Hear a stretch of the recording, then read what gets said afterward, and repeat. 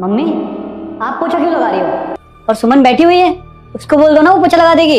अरे बेटा मैं पोछा लगा रही हूँ, बताती हूँ तेरे को। तू जा ऑफिस से आया ना, जाके अंदर कपड़े वपड़े चेंज कर। तेरे को क्या लेना? अरे पर मम्मी पर कुछ नहीं, तेरे को बोला ना जाके कपड़े चेंज कर। मैं अभी आ रही हूँ, तेरे को कुछ चाहिए ना, चाय नाश्ता भी दे रही हूँ। मम लंच पैक कर दे, मैं ऑफिस निकल रहा हूँ। मम्मी आप ये क्या कर रही हो? दिख नहीं रहा मैं खाना बना रही हूँ? अरे वो तो मुझे भी नजर आ रहा है कि आप खाना बना रही हो, लेकिन आप क्यों बना रही हो? और ये बैठी हुई है, और कल भी मैंने देखा था आप पोछा लगा रही थी और ये महारानी की तरह संतरे खा रही थी। माँ एक बात मुझे समझ में नहीं आ रही कि आप सुमन को कुछ बोलती क्यों नहीं हो? अरे शादी करके इसलिए नहीं लाया था कि आप काम करो और ये महारानी की तरह बैठी रहे। अरे तू चुप कर, पहले भी खाना बनाती थी ना, तब कौन सी बड़ी बात होगी जो आप खाना बना रही हो? माँ मैं मानता हूँ पहले भी आप खाना बनाती थी जब आपकी मजबूरी थी, लेकिन अब तो मैंने शादी कर ली और घर में बहू आ गई है, तो उसका फर्ज बनता है कि वो घर के सारे काम करे और आपका हाथ बटाए। मैंने मना किया उसको घर के काम करने को। माँ मैं जान सकता हूँ कि आप ये क्यों कर रही हैं?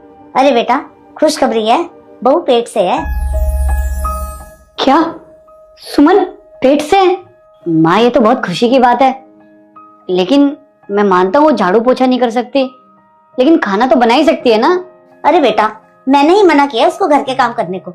अगर मैं कर भी दूंगी तो मेरा क्या जाएगा, वो रेस्ट कर लेगी। वैसे भी तो सारे दिन मैं करती क्यों, घर में खाली बैठी रहती हूँ ना। अगर इस उम्र में मैं कोई काम नहीं करूंगी ना तो मेरे हाथ पैर कैसे चलेंगे? अच्छा है वो रेस्ट कर लेगी, मेरी भी थोड़ी एक्सरसाइज हो जाए करेगी। अरे बेटा हमें तो बहुत से काम करने पड़ते थे, पर मैं ऐसी सास नहीं बनना चाहती। वो मेरी बहू ही नहीं, मेरी बेटी है। मैंने उसको अपनी बेटी की तरह रखा है। मैं उसकी सास नहीं हूँ, उसकी माँ हूँ। वैसे भी डॉक्टर ने बहू को बेड रेस्ट के लिए बोला है, इसलिए मैं उससे काम नहीं करवा रही। हाँ तो क्या हुआ, मैं कर लूंगी ना काम। तो तुझे अच्छा नहीं लग रहा कि हम दोनों सास बहू मिलके रह रहे हैं? माँ ऐसा नहीं है, आप दोनों लोग मिलजुल के रहो, मेरे लिए इससे बड़ी खुशी की बात और क्या होगी। मैं तो बस इसलिए कह रहा था कि आपको कोई तकलीफ ना हो।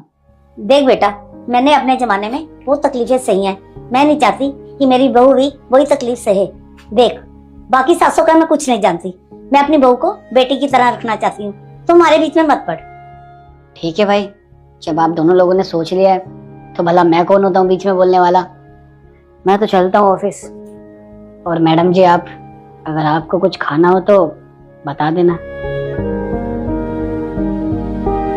रुक जा बेटा, मैं संकट मोचन हनुमान हूँ, मैं तेरे सभी संकट दूर कर दूंगा। तू इस वीडियो को लाइक करके चैनल को सब्सक्राइब कर ले और कमेंट में जय श्री राम लिख कर जरूर जाना। और देख लाइक और सब्सक्राइब करने के बाद रीमिक्स वाले ऑप्शन पर क्लिक कर यूज दिस साउंड वाले बटन को 2 सेकंड तक दबाए रख, फिर देखना ये जादू होगा। इसे ट्राई करना मत भूल।